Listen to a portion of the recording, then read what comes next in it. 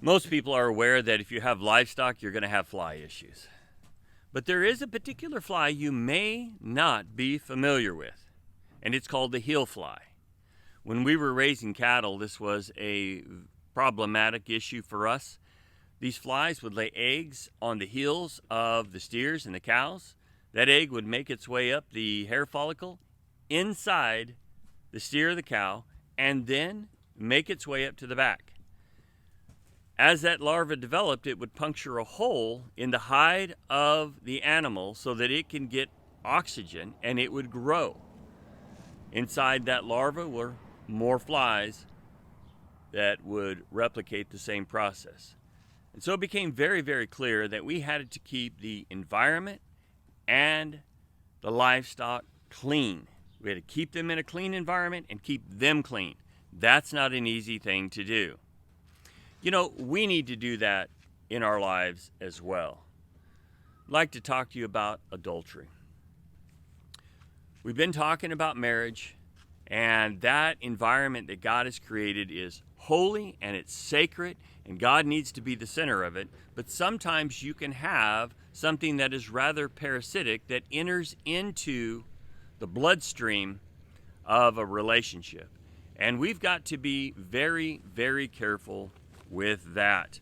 The passage that we have this morning is in Jeremiah, and it's in chapter 3, verse 6. It says, "The Lord said also unto me in the days of Josiah the king, Thou hast seen that which backsliding Israel has done. She has gone up on every high mountain and in every green tree, and has played the harlot." This is not the only time that God has accused Israel of this.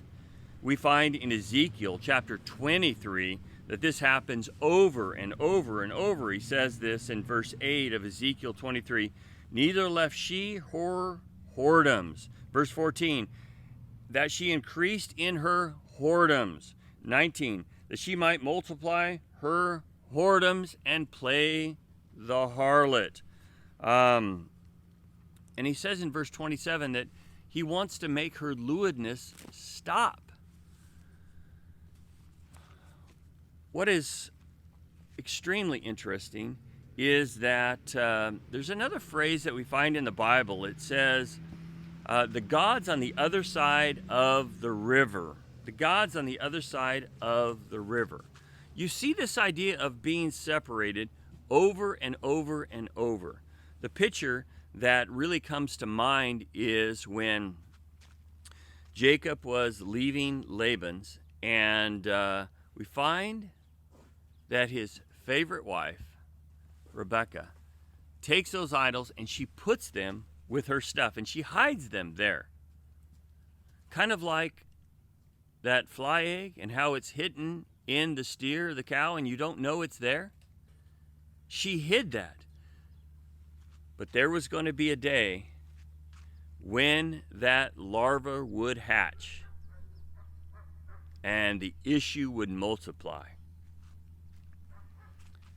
Well, see, this wasn't the first time this sort of thing happened. You back up just a little bit and you see that Jacob, he did similar things. He was conniving. He hid things from people, his brother in particular. You back up even further. It said of Abraham that his father was an idol maker. And so you see this everywhere. Israel had this problem over and over. They could not leave their idols. There were idols in Egypt. They probably brought some of Rebekah's idols down there, and then they took the idols with them. But the issue was they had it in their heart. And this is something that we've got to be really, really cautious of, is the things that we hide in our hearts. Now, what is that? Well, what is it that controls your subconscious? What is it that you're thinking about when you're not thinking? Because we have a very strange view of idols. We think it's the same kind of idols back then. But it's anything that takes your mind off of God. So, if I've got a hobby or a project or a sport that I'm spending a lot of time on, But it can be other things than that, because the devil doesn't confine himself to just those things. He will enter in all kinds of things. Could it be that someone else and what they do has occupied the subconscious of my mind, and I'm just enraged by that? Well, you can see how this pattern can easily find its way into a marriage. There's going to be difficulty in marriage, and so you can have a situation to where you've allowed something to come in through a disagreement or something like that, and it's like that fly egg now has entered in. And then you let that thing fester, and it develops into a full-blown larva. And so now all of a sudden, thoughts of hatred, thoughts of retribution are now in your mind. Your mind starts drifting.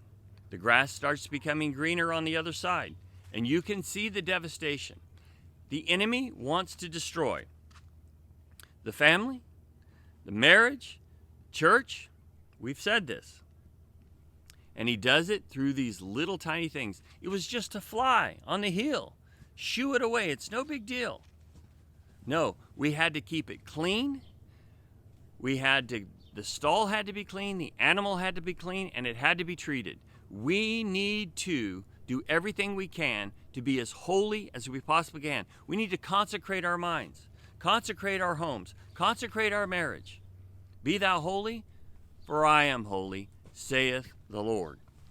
Now, I had a friend that said that if anyone he knew committed adultery, they probably couldn't be friends anymore, because if they would break that solemn trust with the one person in the world that they love and they've committed their lives to, it would be easy for them to commit that.